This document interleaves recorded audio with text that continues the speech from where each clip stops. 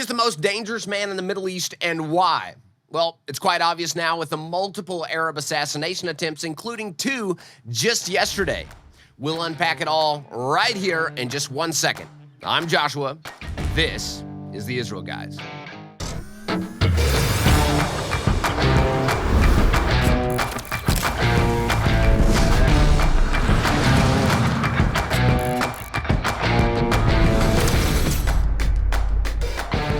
To the Israel Guys, where we believe that in a world of Jew hatred and anti-Israel propaganda, you should have a direct connection to the land and people of Israel. Guys, if you have not yet subscribed to our WhatsApp channel, go ahead and do that. We'll be keeping you updated on all that's going around. Well, when it comes to the most dangerous man in the Middle East, The Guardian in 2021 stated some options, 4 options, all of them being wrong. We're going to update you in just 1 second of who the actual, supposedly, the most dangerous in the Middle East are, according to the Arab world. But Guardian 2021 said maybe Iran's Ayatollah Khomeini or Hassan Rouhani, also another one of another Iranian, or maybe Bashar al-Assad, the Syria's guy, or D, this is crazy, D was actually in the Guardian, stated that maybe Israel's Benjamin Netanyahu was. Now, that's ridiculous and far-fetched, but that's what you'll find if you type in Israel's most dangerous man. You'll see this article, but you'll also see the first and foremost is actually a rabbi. You type it in right now in Google, the most dangerous man in the Middle East, you will find Rabbi Yehuda Glick at the top of the list. Now, let's go into it. There's 2 guys right at the top of the Arabs list as the most dangerous in the Middle East. Now, these 2 men are, we'll get right to the point, not the above mentioned. It's 2 of these guys, Rabbi Yehuda Glick and MK, member of Knesset, Itamar Ben-Gvir. Why? Now, this doesn't make a lick of sense to the public, why these 2 guys, especially a rabbi, would be considered the most dangerous in the Middle East. I'm not talking just to the neighbors. I'm talking about to the whole of the Arab world. These are their guys. These are the ones they hate. We're going to dig into it right now. Just yesterday, there were 2 foiled attempts on both of these men's lives by Iran. Iran had a undercover cell. It was just uncovered by Israel's secret services, the Shin Bet, on these 2 men's lives that made up of 3 Palestinians and 2 Israelis that attempted to assassinate these 2 gentlemen. Again, this doesn't make any sense. Why is Iran focused on these 2 guys as the real problem? These guys are the epicenter of the Arab world's target, not necessarily the top-ranking politicians in Israel, just 2 gentlemen that are very involved in pro-Israel things, pro-Jewish things. They want to see strong Jews. They want to see godly Jews in the land of Israel. Still doesn't make a lot of sense to me on why. You would think they would be ranking a little higher, maybe military commands or something like this. No, they're not. These 2 men are their top picks for assassination in the Arab world. They believe them to be the most dangerous, let's just say it this way, the biggest fighting force against their war against the Jews. They see them as the biggest threat to their winning a war against Israel. Does that make sense? Probably still not. We're going to talk about it. Here's the deal. Here's what you got to know. The Arab war against Israel, and it's not just a Palestinian war against Israel. You'll see that in the international news if you're watching closely. This war is not just a Palestinian, it's an Arab war, a full-on Arab world hostile to the state of Israel. And maybe you say maybe there's a few nations that are not, but it's a matter of time. That's how Islam works, a matter of time. If they don't see themselves able to destroy Israel now, maybe later, once they're stronger. That's Islam for you. Islam has a holy war, it's called jihad, against Israel and the Jewish people. That's number 1 you have to understand in order to understand why these 2 gentlemen are at the top of the hit list for the Arab world. These 2 represent, like I said, the most threatening Jewish force to the Arab war against Israel. You've got to understand why. The enemies of Israel are afraid of what? They're afraid of Jewish men and women putting their hope and trust in God. Because you know what? The story actually hasn't really changed. There's lots of history books that you can go back and read about Israel's story. And all of them, Israel's always been outnumbered. In every battle they ever fought, just go back in the history books, and they are outnumbered. How did they win? Well, if you go back and understand the Jewish stories, the Jewish wars, well, it's when they believed in God and trusted in God to protect and defend them. They won. That's just fact. That's what it is. And the Arabs know that. The Arab world knows that actually better than most of the Western world, unfortunately. And that's why they understand a religious Jewish Israel focused on God and understanding that when they actually trust in God, God will fight the wars of Israel. That's what the Arabs are concerned about, is when God comes back into the scene, they're in trouble. Believe it or not, I know this sounds foreign to a world that's kind of pushed God out of the way. We don't really talk about God so much, especially when it comes to war and politics. No, in this story, it's very relevant, and you've got to stay tuned to understand why. All right, guys, we'll be right back. But first, we have some great friends at Blessed by Israel. Blessed by Israel is an incredible organization that works to support the small businesses of Judea and Samaria. There's a really incredible opportunity for you to go and buy the products. These products range from everything, olive oil to soaps to spices, creams, lotions, whatever you can imagine, chocolate, coffees.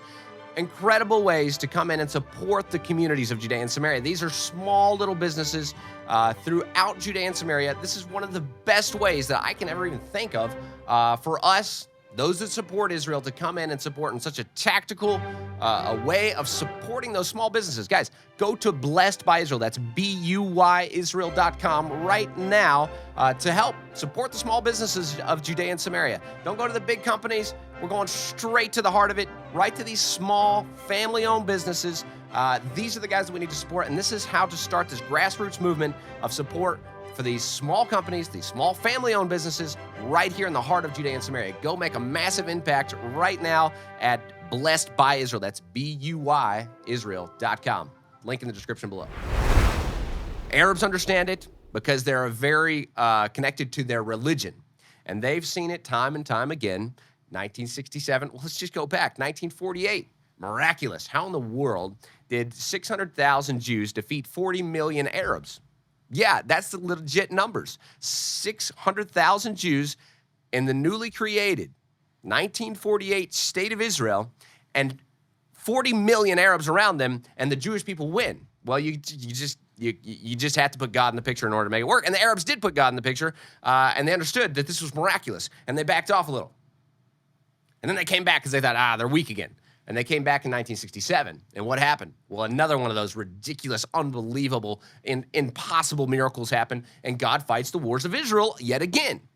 1973, the people of Israel drifting away. They had a big blow, but they won, right? And today we're seeing yet another one of these attacks against Israel. And who are the enemies of Israel most afraid of? It's that religious Jewish fighters. It's the religious Jewish fighters, not the politician that's putting out and meeting with the whole world and trying to appease the world. No, they're not afraid of those people, and actually they see them more on their team. They see these guys that are working these appeasement things and political things as people they can work with, take pictures with, and be a part of the scene with. No, the guys they're afraid of are the guys that are putting their roots back to people like, Jewish fighters have been a thing. You got people like Joshua ben Nun, you got King Saul, King David, the Maccabees. These are all like characters in Jewish history that are some of the greatest fighters on the planet. You'll never hear stories of greater fighters than those of Jewish descent.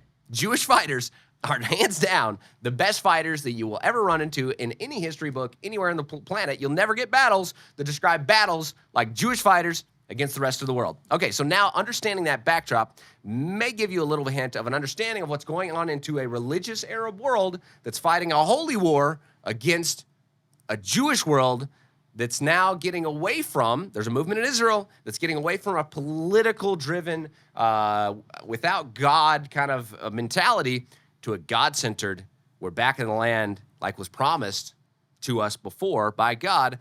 A God-centered Jewish return to the land is a massive threat to Arabs in the Middle East. That's why the two men at the forefront of the helm of this move of Jews embracing their godly heritage back to the land of Israel are the biggest threat to the Arab regime fighting them. Look at this. I'll prove it. Below, these things that we're talking about right now are Arabic headlines. Are you ready? This was just yesterday. We'll post the Arabic headline here. I've translated it. It says, Israel is preparing for a mass prayer. Israel's preparing for a mass prayer, and the Shin Bet thwarts a plan to target figures, including Ben-Gvir. Again, what's the headline? This is just yesterday. What are the Arabs worried about? They're concerned when Jews start praying.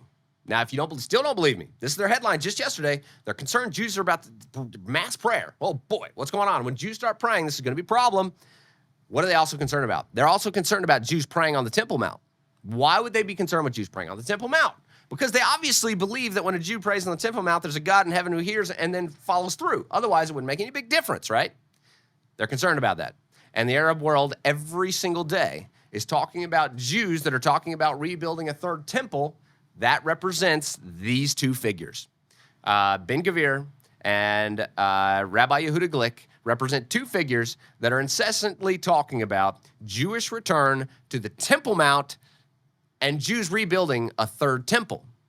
That's what's got the Arab world absolutely scared out of their wits and fighting it tooth and nail, so much so that they've got to get rid of these two guys. Now, that doesn't make any sense, again, to a Western world because we're totally out of it. We don't understand how God's in the picture like it is. The Arab world understands it very well.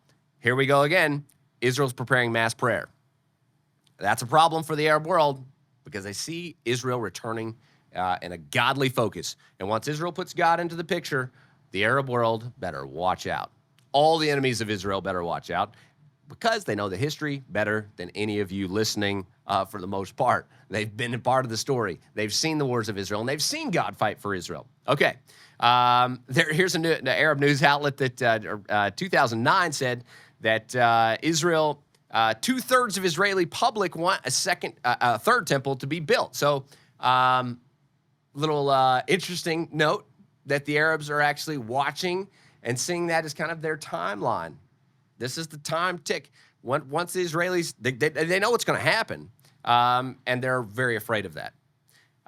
Here's another quote from, this was the deputy chief of the Islamic movement inside Israel in 2009. He said, periodically, there are irresponsible attempts by Messianic Zealots to do exactly this in order to spark further hostilities, not only with the Palestinians and the Arab world, but the entire Muslim world.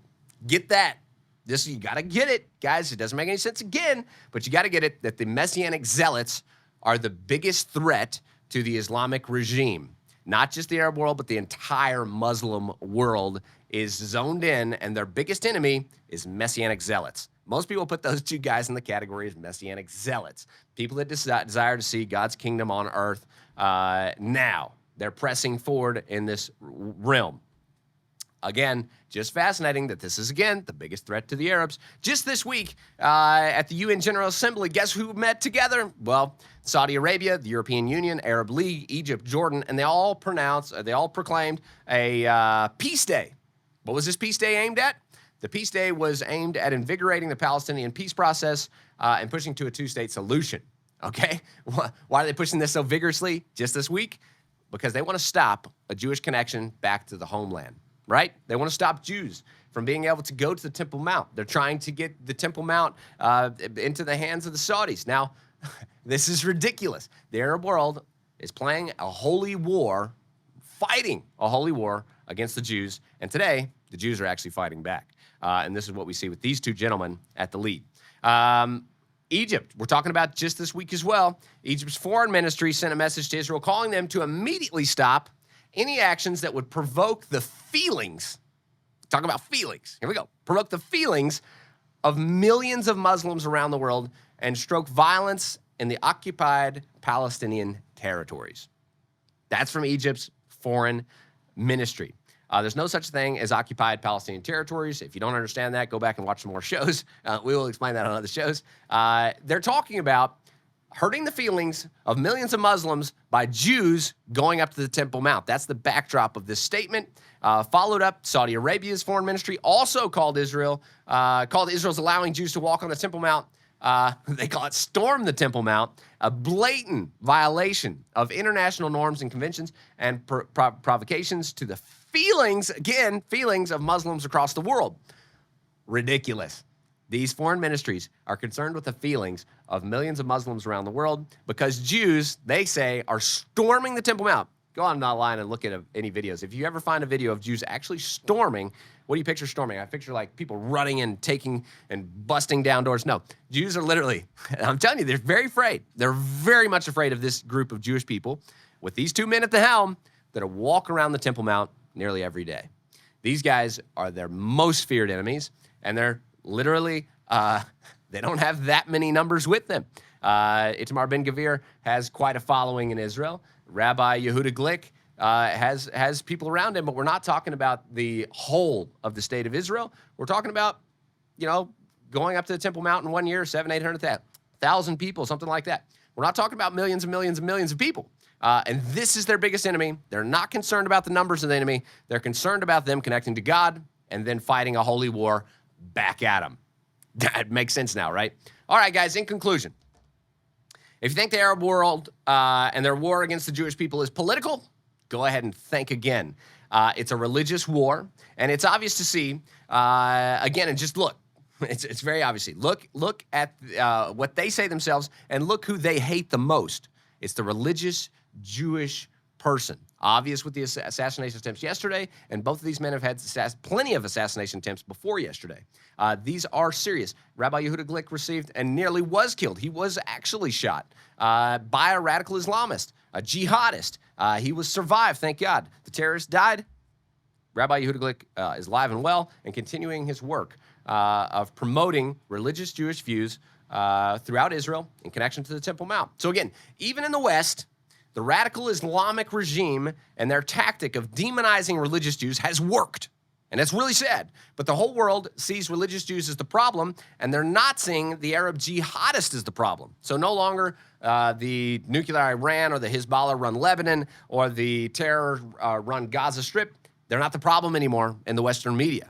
The big problem is these Arabs have convinced an absolutely deaf and dumb world that the real enemy is a religious Jewish person living back in their ancient homeland, desiring to see the fulfillment of every biblical prophecy. Now, this is what the world believes is the real problem. Guys, I'll say it very plainly and clearly so that you all understand. And you'll see this happen very soon, I do believe.